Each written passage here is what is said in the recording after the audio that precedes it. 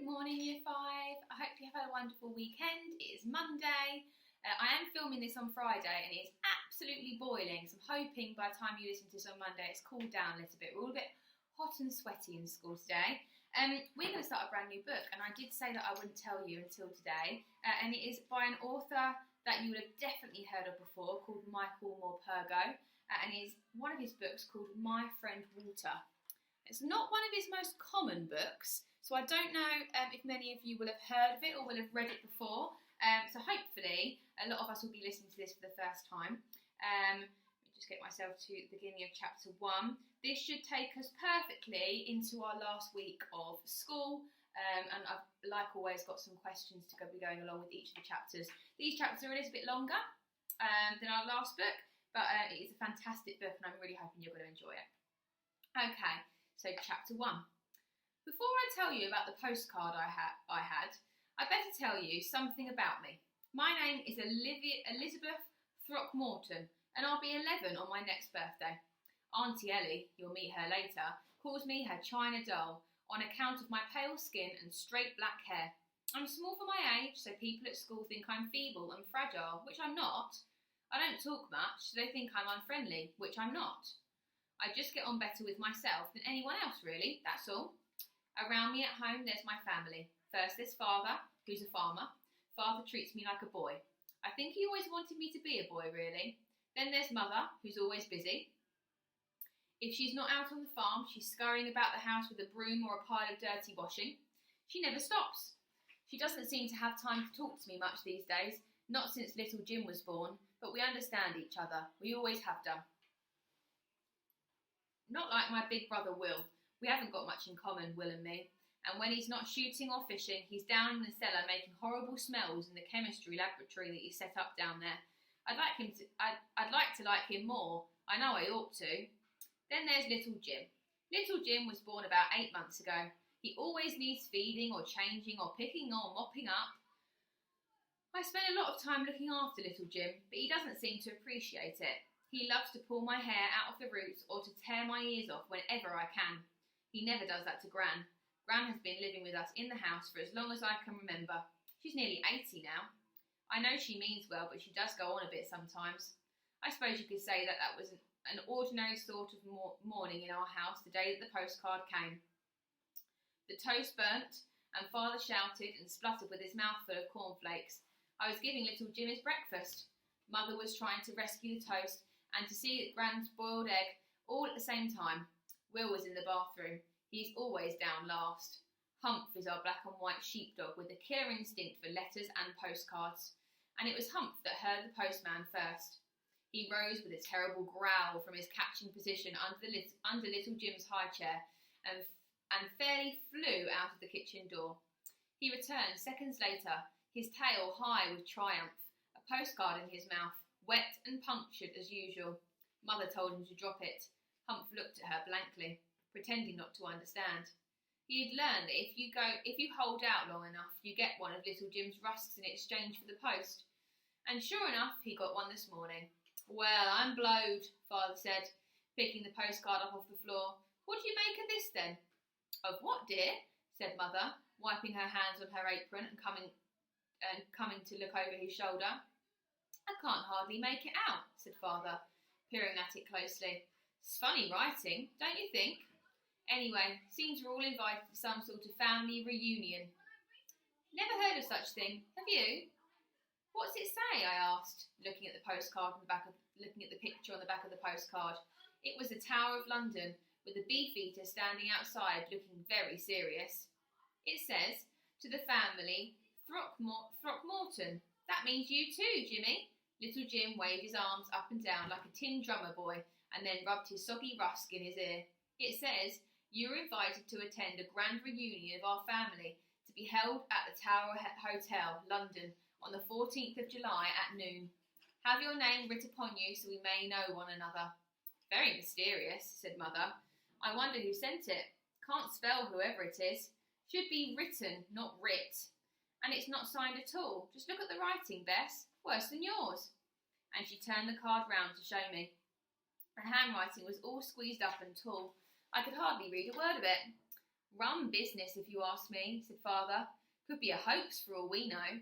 Nonsense, Mother said. People have family reunions all the time. I think it's a lovely idea. I'd love to go, but the 14th, I think something's happening on the 14th. And she went over to look at the calendar by the phone. Oh dear, thought so. We can't go, not on the 14th. You've got to see the accountant in the afternoon, dear. Little Jim's got his jab in the morning at the doctor's. And you were coming with us, Gran, for your check-up, remember?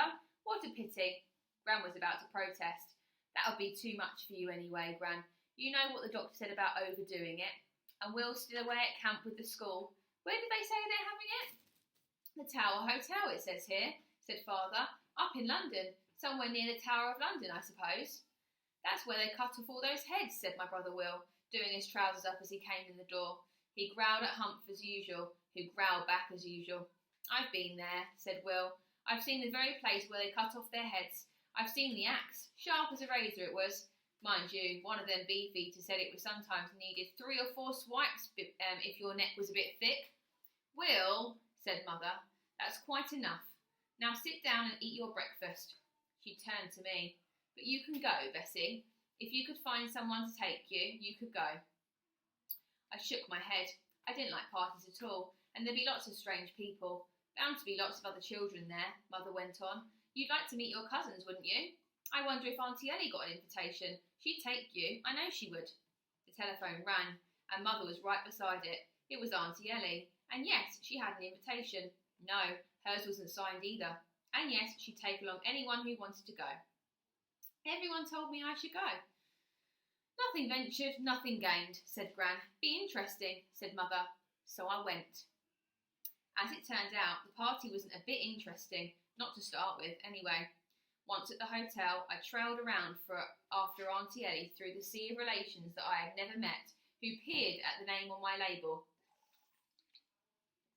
As the invitation had said, everyone wore labels so we could find out who we all were, and they asked me where I lived and where the rest of my family was, and where I went to school and what hobbies I had.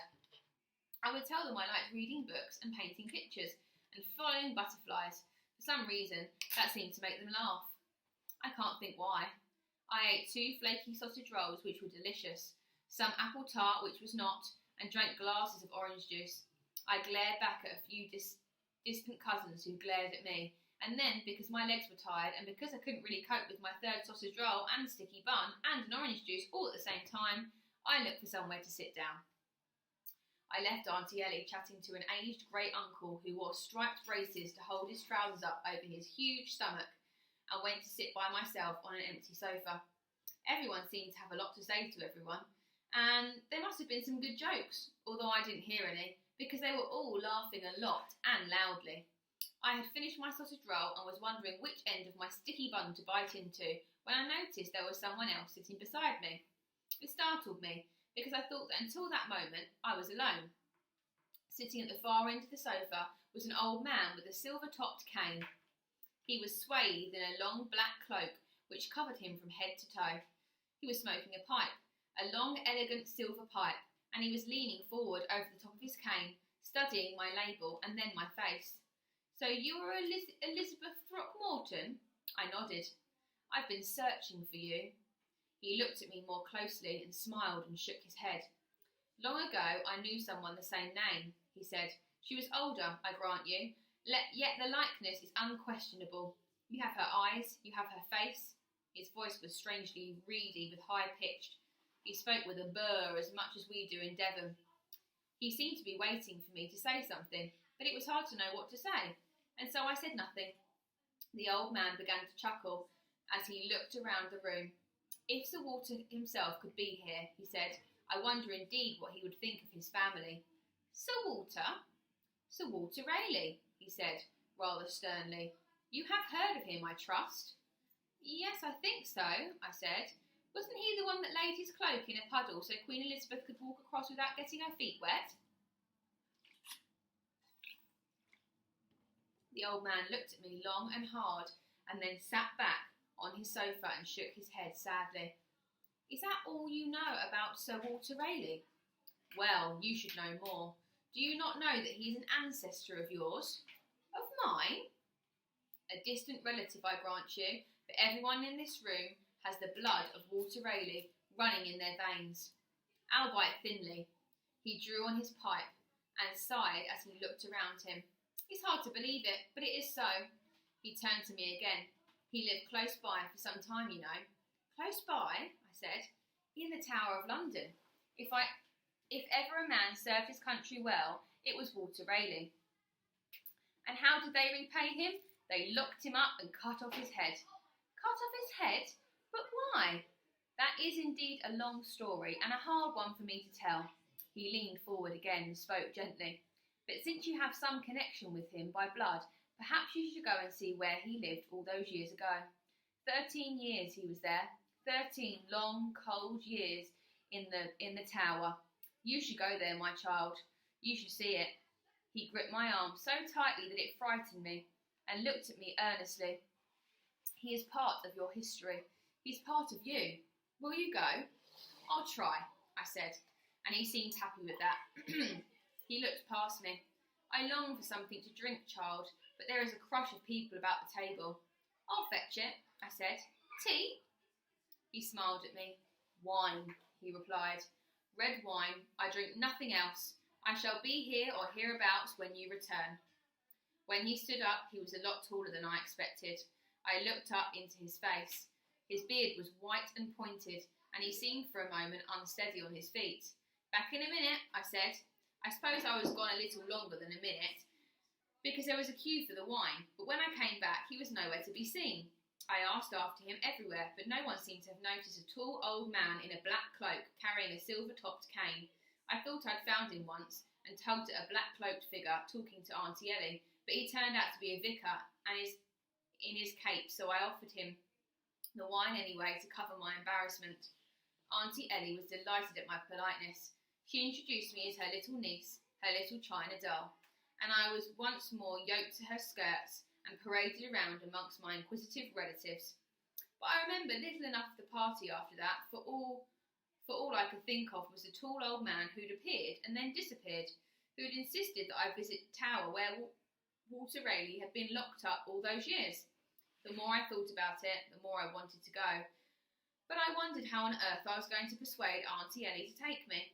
In the end, though, it was Auntie Ellie herself who suggested it. She'd met up with a long-lost cousin of hers, whom she'd not seen since she was a child, and I suppose they wanted something to keep me happy or quiet, whilst they reminisced about the childhood summer holidays they'd spent together by the sea at somewhere called Whitstable. We could either go on a trip up the river or to the tower, Auntie Ellie said. Which did I want? The tower, I said. And so I found myself that afternoon inside the Tower of London, walking past red-coated, bare-skinned guards whose eyes wouldn't even move when I looked up to them, past beefeaters who smiled down at me and curled their abundant moustaches as if they were Father Christmas. As we stood in the queue waiting to see the crown jewels, I tried to ask Auntie Ellie about Walter Raleigh. After all, if he was related to me, he was related to her too. She told me not to interrupt, and finished telling her blue-haired cousin, Miss Sopper, I was about to call her, all about her life as a midwife, about how she'd looked after almost all the newborn babies born in Devon for over 30 years, and how so many of them were named after her. Now, dear, she said, turning to me at last, what was it? Someone at the party told me that we were related to Walter Raleigh. Auntie Ellie opened her mouth to speak, but Miss Sopper got there first. Indeed we are, dear, said Miss Sopper, but thankfully only distantly, and on his wife's side. He was a terrible rogue, that one. He was imprisoned here, you know. I know, I said.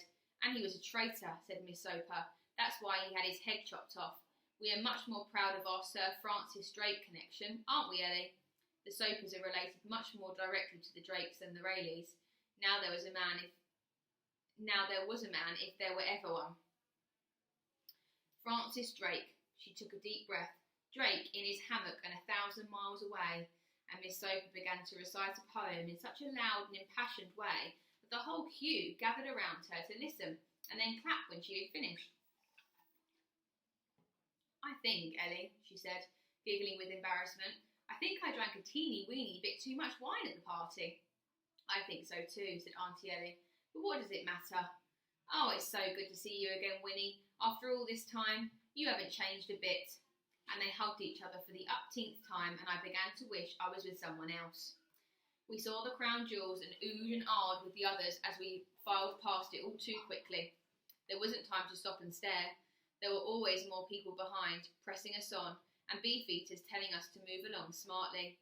The crown jewels were splendid and regal enough, but they looked just like the pictures I'd seen of them, no better. I was impatient to get to the tower to see where Walter Raleigh had been imprisoned, and it was already getting late. When we came out of the crown jewels, Auntie Ellie said that there'd only be time for a short visit to the bloody tower. So I found myself at last inside the room where Walter Raleigh had spent 13 years of his life. There wasn't much to see, really, just a four-poster bed, a chest, and a tiny window beyond. I walked up and down Raleigh's Walk, a sort of rampart that looks over the River Thames, and I wondered again about the old man no one else had seen at the party. The storm clouds gathered grey over the river and brought the evening on early. The river flowed back beyond the trees, and people hurried past to be under cover before the rain came. I was alone, and I was suddenly cold. Auntie Ellie and Miss Soper had gone on without me. They would wait for me outside by Tower Green, they said. They'd found the bloody tower grim and damp, not good for her rheumatism, Auntie Ellie said. Don't be too long, she told me. We've got to get back. I was wondering why Walter Raleigh hadn't just made a rope of his sheets and let himself down over the wall. It's what I would have done. I leaned over the parapet. Too far to jump, said a voice from behind me. A tall figure was walking towards me, his black cloak whipping about in the wind. He was limping, I noticed, and carried a silver-topped cane. So, he said, so you came. Allow me to present myself. He bowed low, sweeping his cloak across his legs. I am, or I was, Sir Walter Raleigh. I am your humble servant, Cousin Bess. Ooh, and that is the end of chapter 1. So quite chunky chapters in this one, but already I feel very much into the story. So if you need to revisit and think back right to the beginning of the story about all the different characters she lives with, a bit of a setting description going on there, and then by the end we're at a family party and he has just bumped into what we can only assume is the ghost of Sir Walter Raleigh. We'll find out more tomorrow. I'll see you then. Bye!